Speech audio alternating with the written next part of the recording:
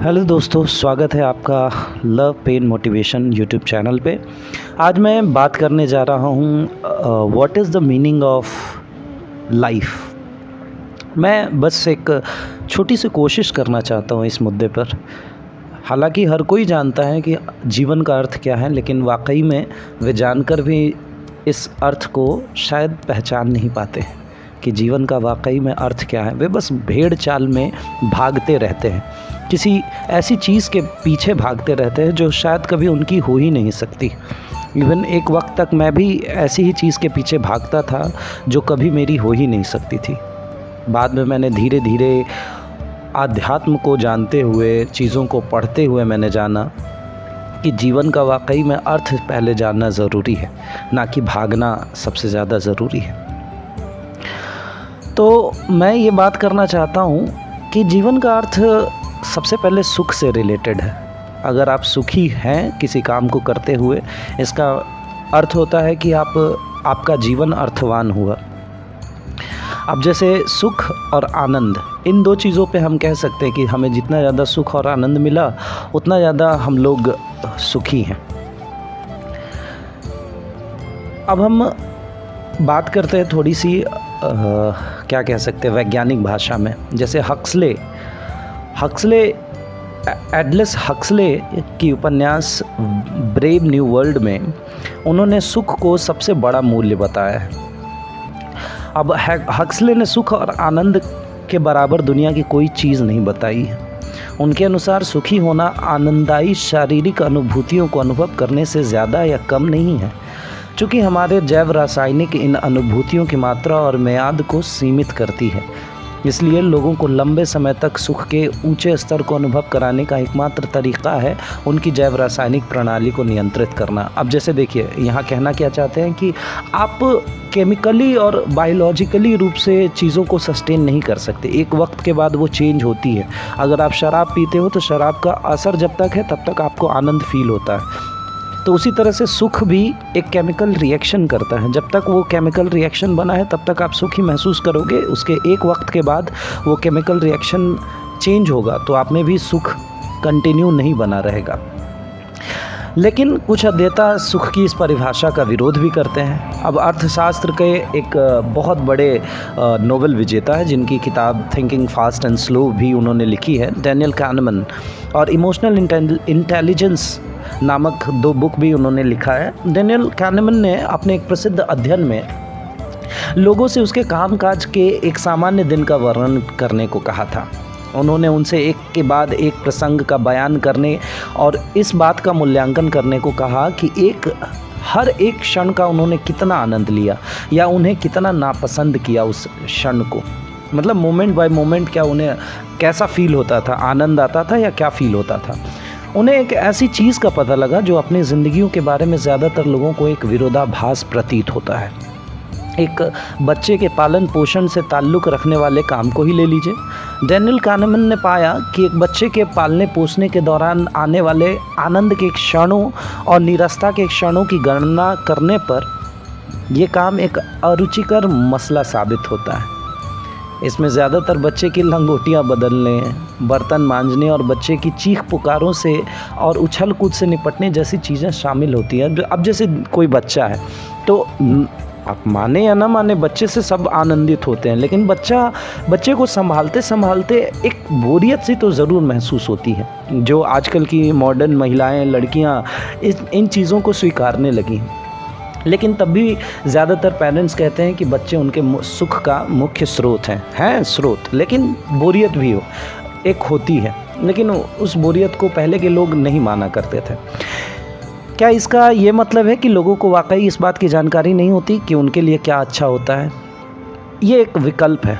दूसरा ये है कि निष्कर्ष बताते हैं कि सुख अप्रिय क्षणों के मुकाबले प्रिय क्षणों पर अतिरिक्त होना नहीं है। इसके बजाय सुख जीवन को उसकी समग्रता से अर्थपूर्ण और आनंदमयी रूप में देखना है। सुख का एक महत्वपूर्ण काम और है, वो हमारे मूल्य इस बात पर गहरा प्रभाव डालते हैं कि हम खुद को किसी शिशु तानाशाह के दयनीय गुलाम की तरह देखते हैं या एक नए जीवन का प्यार भरे ढंग से पोषण करने वाले व्यक्ति के रूप में।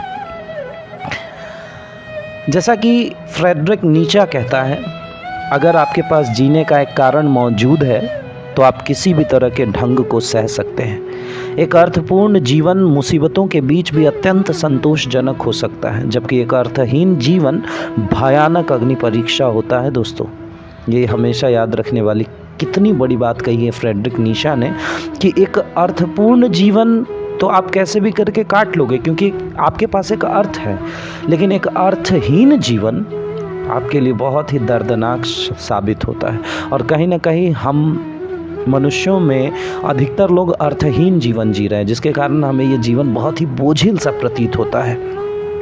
ये जीवन क्यों बोझिल है? क्योंकि वो जीवन अर्थहीन जिया जा रहा है। हमें अर्थहीन जीवन नहीं जीना है दोस्तों, हमें अर्थपूर्ण जीवन जीना है।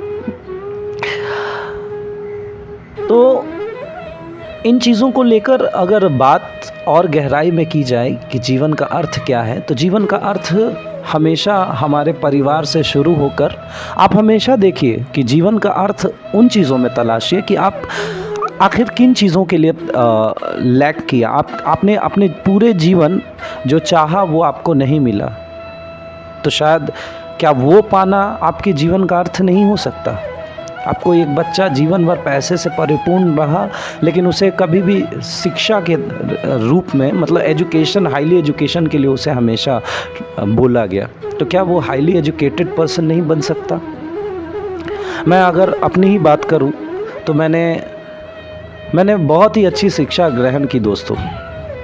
मैंने हमेशा ट्रेडिशनल एजुकेशन की ओर ही ध्यान दिया, लेकिन जब बातें पता चली कि ट्रेडिशनल एजुकेशन के अलावा एक और एजुकेशन होता है जो हमें हमारे जीवन को जानने में मदद करता है।